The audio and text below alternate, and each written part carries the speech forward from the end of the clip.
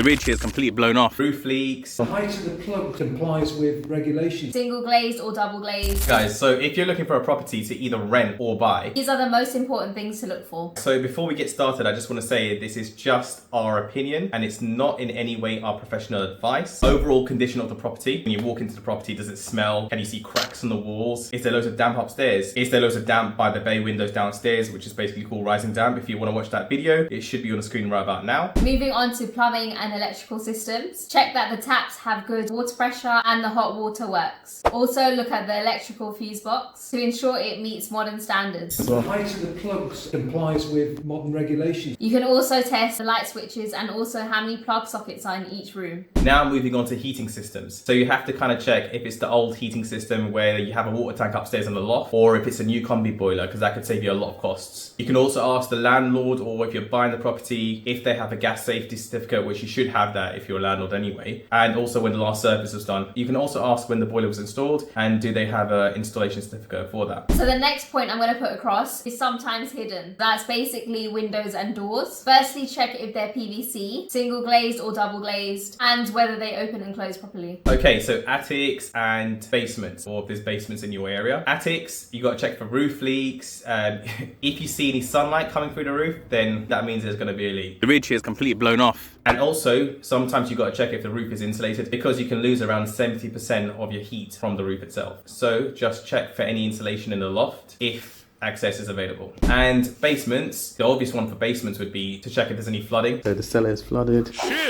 Shit. 2 to 3 inches deep.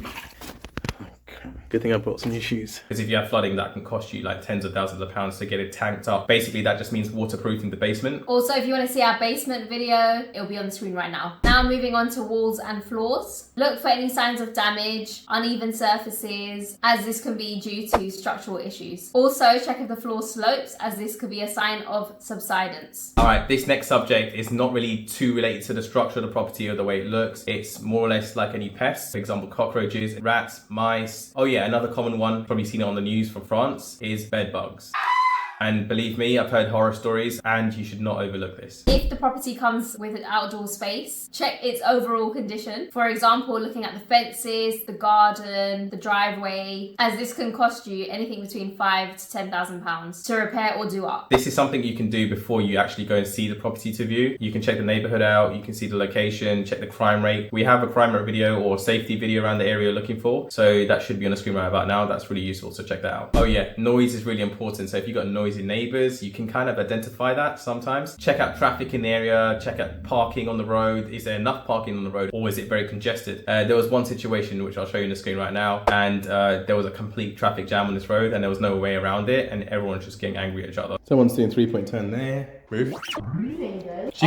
That car moves. But she's not manoeuvring correctly, is she? Which is going to reverse. One big thing is to make sure you check certificates. For example, EPC, which is the Energy Performance Certificate, Electrical Boiler Safety Certificate. Now, this is just the main tips that we have to give you from our experience, which we think are important. And if there's anything else that you can add, just add it in the comments below. Thanks for watching. Guys, you got to remember this. Like, Share, subscribe.